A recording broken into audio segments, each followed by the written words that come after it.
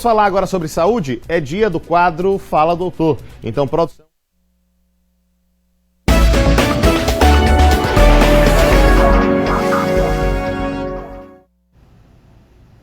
Olha, o Sistema de Informação sobre Mortalidade do Ministério da Saúde indica que, em média, 30 pessoas morrem por hora e cerca de 820 por dia de doenças cardiovasculares que compreendem infarto, hipertensão, acidente vascular cerebral e também outras enfermidades. Um dos principais fatores de risco é a hipertensão arterial, popularmente conhecida como pressão alta, que afeta pelo menos 1 a cada 4 adultos no país. E para falar sobre esse assunto, a partir de agora, eu recebo o cardiologista Antônio Carlos Sobral Souza, que vai conversar com a gente, ou apenas Dr. Souza, né, como é mais conhecido, chamarei assim, se o senhor me permitir. Dr. Souza, obrigado por estar aqui conosco. É um prazer recebê-lo. Eu já começo trazendo esse questionamento. AVC, né, o infarto e derrame são as doenças que mais matam no mundo, mas são doenças preveníveis, né, doutor? Bom dia. Bom dia, Lucas, bom dia, seus telespectadores. A principal causa de morte no mundo é chamada doença cardiovascular, ou doenças cardiovasculares. E aí a primeira, número 1, é o infarto do miocárdio, e o segundo é o acidente vascular cerebral, que nós chamamos de derrame. E o importante, como você falou, essas doenças, ela tem como substrato a aterosclerose, que está ligada a fatores de riscos, que são preveníveis. Então, quais são os principais fatores de risco? A hipertensão, que é a pressão alta, o colesterol elevado, diabetes e cigarro. Esses são os 4 grandes. E vem numa escala um pouco inferior, mas também muito importante, a obesidade, o sedentarismo e o estresse psicossocial. Porque existe o fator genético que influencia, mas eu acho que é interessante focar nos fatores que são modificáveis, porque já tem estudos que mostram que se você prevenir esses fatores de risco, você reduz substancialmente a chance de ter esses eventos que eventualmente podem ser fatais. Perfeito, eu acho que já temos uma boa introdução. Vamos às perguntas dos nossos telespectadores, perguntas enviadas por eles, vamos acompanhar. Bom dia, Lucas, meu nome é Gilson, moro aqui em Aracaju. Gostaria de saber quais são os exames necessários para a gente saber como é que está o nosso coração e em quanto tempo nós precisamos ir ao médico. É muito importante, Gilson, né? Gilson. Então, Gilson, os exames vão depender da sua faixa etária e de se você já tem alguma doença prévia. O idealmente é que se vá ao médico uma vez ao ano, ou mais vezes se precisar para corrigir algum fator de risco que eventualmente esteja fora da faixa. E de exames vai depender também de cada caso. Então, muitas vezes precisa fazer apenas um eletrocardiograma, em algumas situações tem que fazer um teste de esforço, um ecocardiograma, que é o ultrassom do coração, mas, sobretudo, muito importante são os exames bioquímicos básicos, para saber como é que está o nível de colesterol, de açúcar, tireoide, função renal. Então são os exames, é um pacote básico de exames laboratoriais e alguns exames do coração que vai depender de cada circunstância. Cada caso é um caso. Cada caso é um caso. Próxima pergunta para a gente aqui, aparecendo aí nosso telão, vamos acompanhar. Bom dia, Lucas. Meu nome é Elisângela, eu sou daqui de Aracaju e gostaria de saber se meu colesterol ruim pode aumentar se caso eu me aborrecer. Boa pergunta. É interessante, Elisânia, né? O colesterol ruim, ele não sofre muita influência com o estado emocional, né? Logicamente, aborrecer é ruim para o organismo porque eleva uma série de hormônios que são prejudiciais à saúde. Mas o colesterol ruim, ele basicamente 80%, 85%, ele é fabricado no fígado. Então ele é produzido no próprio organismo. E somente 10 a 15% que vem da dieta. Apesar desse percentual pequeno, você fazer uma dieta adequada é importante, porque eu sempre digo, 15% você ganha uma eleição, 15% você deixa de passar no concurso. Então, é importante sempre conservar hábitos saudáveis, tanto do ponto de vista de dieta, como de atividade física regular. Perfeito, excelente. Vamos a mais uma pergunta, então. Nossos telespectadores bem ativos aqui no Balanço Geral Manhã. Bom dia, Lucas. Meu nome é Isaac, só que de Aracaju, e eu queria saber, triglicerídeo só fica alto quando come açúcar? Outra pergunta bem interessante, Lucas. Logicamente que açúcar, bebida alcoólica, eles tendem a elevar o triglicérides, né, o triglicerídeo. Mas o triglicerídeo ele é um elemento que é muito marcador de diabetes. Então, pessoas que têm já uma pretensão, uma pretensão genética, uma propensão, uma predisposição genética para diabetes, eles têm uma tendência a ter triglicéridos altos e HDL baixo. Então, sempre ficar atento. Agora, o triglicérido, assim como o diabetes, ele é muito sensível à mudança de estilo de vida. Então, você vê, o indivíduo obeso, diabético, com triglicérido alto, ele perde peso, praticamente normaliza o triglicérido. Como também a atividade física regular tem uma influência muito grande no triglicérido. Já não tem tanto no colesterol ruim, como foi a pergunta do Gilson primeiro. Perfeito. Mais uma questão chegando para a gente. Vamos lá acompanhar as perguntas dos telespectadores. Bom dia, Lucas. Me chamo Yasmin. Sou de Aracaju. Gostaria de saber o que devo evitar para não prejudicar meu coração. Outra pergunta bem interessante, Lucas.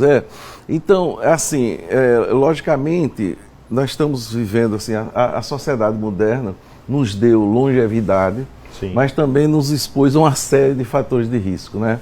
Então, um dos grandes fatores de risco está exatamente na alimentação. E um que eu chamo a atenção muito são os alimentos ultraprocessados, né? Então, você lembra que você tem os alimentos processados, que tem uma adição de 2 a 3 ingredientes, e os ultraprocessados têm uma infinidade de ingredientes. Então, tem sal, tem açúcar, tem corantes, tem uma série de conservantes nisso aí. Então, esses produtos terminam fazendo um prejuízo imenso à saúde do organismo. Então, isso aí, logicamente, o cigarro. E aqui, Lucas, vale também um alerta não só para o cigarro tradicional do tabaco, mas para o cigarro eletrônico, que apesar de proibido, mas você sabe aí que nas festas, etc., isso é um problema muito em jovens, né? Só para vocês terem uma ideia, um cigarro convencional tem 1 miligrama de nicotina por unidade. Um cigarro eletrônico, você tem 57 miligramas de nicotina por ml. Então, por exemplo, já tem estudos que mostram que o indivíduo que consome cigarro eletrônico tem 42% mais chance de ter infarto do que o que não consome. Então, é muito prejudicial, parece uma coisa inofensiva, porque tem o aroma que não incomoda quem está na circunvizinhança, mas é muito prejudicial. Então, cuidado com a dieta, cuidado com o cigarro e conservar hábitos saudáveis, né? O principal, sem dúvida nenhuma, é fazer atividade física regular. Então isso aí protege, sem dúvida nenhuma, seu coração. Mais uma pergunta. Vamos nessa. Vamos acompanhar. Bom dia, Lucas. Eu me chamo Elidiane, sou da cidade de Aracaju e gostaria de saber, o aparecimento de manchas roxas no corpo está relacionado a problemas no coração? Bem, Elidiane, geralmente não, Elidiane. Essas manchas roxas são muito comuns, sobretudo em mulheres jovens, pelo mecanismo que a gente chama de fragilidade capilar. Então, é comum aparecer em braços, sobretudo mais em membros, braços, e geralmente elas não têm a ver com problema do coração. Agora, logicamente que vale a pena chamar a atenção que certos medicamentos que são usados para doenças cardiovasculares, tanto assim, medicamentos para, vamos botar assim, afinar o sangue, como se diz na prática, são antiagregantes plaquetários ou anticoagulantes, eles predispõem o aparecimento de alguma dessas manchas, mas não estão representando um problema cardíaco necessariamente. Perfeito, está respondido. Temos mais questões. Vamos lá. Bom dia, Lucas. Meu nome é Francisco. Eu sou daqui de Aracaju. Como é que faz para saber se uma pessoa está tendo infarto ou derrame? Bem, Lucas, é o seguinte, o infarto e derrame, eles são doenças cardiovasculares, mas que acontecem em órgãos diferentes, né? O infarto é como se fosse o derrame no coração.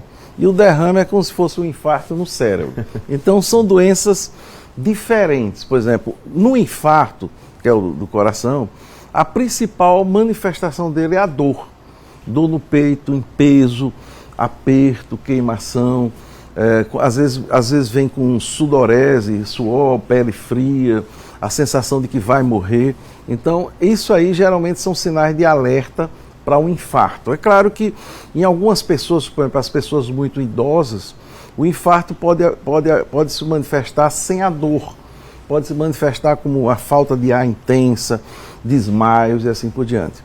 Já o derrame, que é um problema no cérebro, então a apresentação já é diferente. Então muitas vezes é a pessoa que perde força no braço ou na perna simultaneamente, começa a falar de uma forma ininteligível, quer dizer, você não consegue identificar o que ele está falando, e às vezes a pessoa não percebe. São os parentes que notam que de repente ele perdeu força, não está conseguindo abotoar o cinturão, não está conseguindo fechar a camisa. Então as manifestações são assim, são diferentes. Importante ficar atento a isso, exatamente. Vamos a mais uma pergunta, temos mais uma. Eu acho que é a última pergunta dos nossos telespectadores. Vamos ver.